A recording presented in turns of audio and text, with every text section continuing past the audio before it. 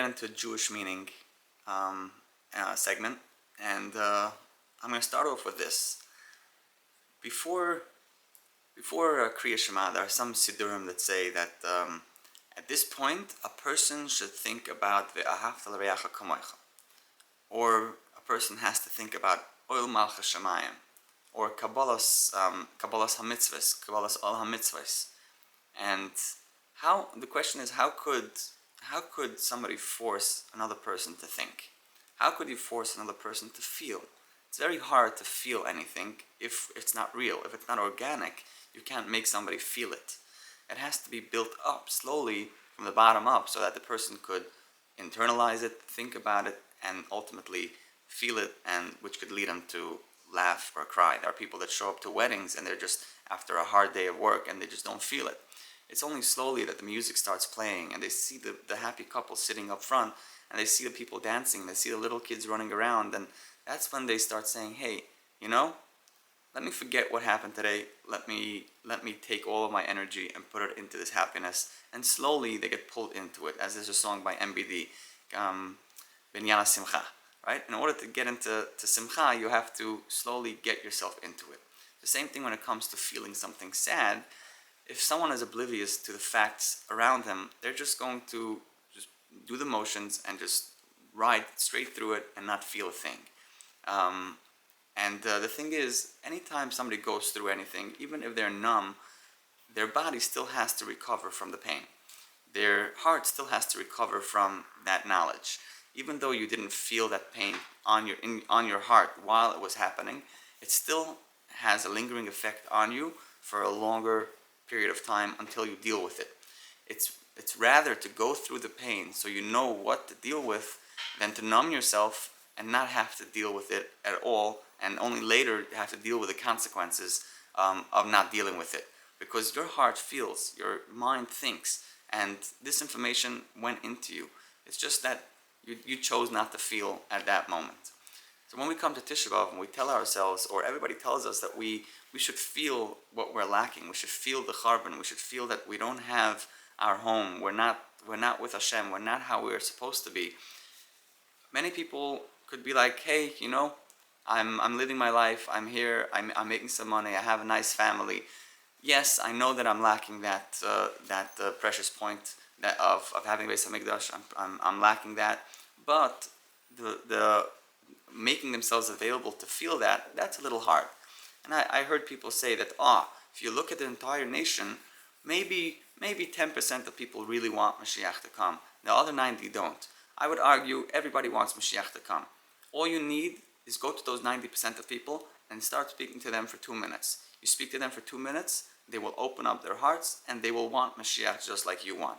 It's not like you're going over to someone and you're trying to sell something they never wanted or they never even thought they needed. It's not like a salesman knocking on a door and saying, hey, I'm here to offer tow insurance. It's like, hey, I have health insurance. I don't need this. Like, please go away from me. When we go over to someone, we try to sell them the Charbon Beis HaMikdash. All it takes is a minute or two for them to start feeling, hey, wait a second. I am Jewish. I do have an identity. And there are bigger problems than my problems, and there are bigger successes than my successes, and I want to have that. I want to be back in that. And they ultimately see that there is a greater future once they accept this, that they accept that we are going to be back in Yerushalayim one day with Hashem, and there's going to be a different lifestyle, a different type of life that we're going to be living. Where a life without the Yetzer Hara, a life where with so much relaxation and calmness that we should be looking forward to. But if you look back at the first Beis HaMikdash and second Beis HaMikdash, they had the Yetzer Hara. They had their inclinations and their struggles that they had to fight with. And we see the Gemara Masechtas Yuma Daf Tes says the first Beis HaMikdash went for the 3 Averos, and the second Beis HaMikdash Sinas Chinam for hating people for no reason. And so they did have the Yetzer Hara. So when we look back and we say we're lacking the Beis HaMikdash, we're not just looking forward and saying we're looking forward to the time of no Yetzer Hara and just calm and peace and resurrection of the dead, Chiyas HaMesim. We're actually looking back and saying, what did they have, even with the Yetzer Hara, even with my struggles of my daily life, even the things that I'm going through on a daily basis in my current life, right here, right now. What would my life be like, and how would it be different if we had the Beis HaMikdash with us? How would I be able to live properly, even with the Yetzer Hara, knowing that Hashem is in our midst, knowing that there's a place for me to go and atone for my sins, a place that I could go and openly admit to my faults and say, Hashem, I've sinned, I admit, and I will be better. That's like the most free therapy, the cheaper than anything else. All you gotta do is show up and say, Hashem, I know that you're here right next to me. How do I know? Because I see your miracles in this house. I see your miracles on the streets. I see how people are united because they want to be with you. I have communities of people that are all united as one under your name, and we're not divided into different sects and different groups of different religious ideologies, even though we're all Jewish. Everybody with their own way of life. This guy eats fleishig in the 9 days, and this guy starts slichas Rosh Chodesh El. But when we have Hashem, we have a guide, we have the unity of the entire nation as one. We start living together. We start caring for each other. The Kol Yisrael Revim Zelazeh becomes a much bigger idea than just what we say now. That we all have to be there for each other. So if I see a Jew in Nebraska, I should go and shake his hand and ask him if he has a place to eat. That's very nice, and we still do it till today. Jews go wherever they go in the world. They bump into another person, another Jew. They'll automatically be invited to them. They'll automatically be taken care of. They say a joke about when they landed on the moon for the first time.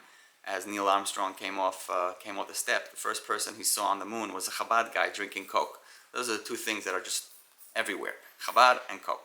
So Jews are everywhere, and we all have that arevus. But imagine us being united as one under one belief, one emunah that says Hashem Echad, Hashem is one, and we are all His people. We are part of His nation, and we follow His rule to the T. We live under His guide and under His rule, and that's what we are lacking when we don't have a Beis Hamikdash, when we don't have that oneness and that one capital that we look forward to going to. The world, when they're envious of us, what do they want? When they say they want to have Yerushalayim, what's their plan with it? Is their plan to build a Beis Hamikdash? Is their plan to build something that's going to unify the rest of the world under them? Is their plan to go and make peace and bring goodness into the world? Because we have that plan, and we have that in our prophecies. We had that in the past, and we will have it in the future, as Hashem promises us. We know that Hashem is real through the history that we see and through the miracles that the history that we saw and the miracles that we see every single day. We see Him in our lives. We see how everything that we go through, no matter whatever struggles we go through or any fears or scares that we have, the second we choose to believe in Him, everything is good. We could relax. We could be calm. We could be at peace.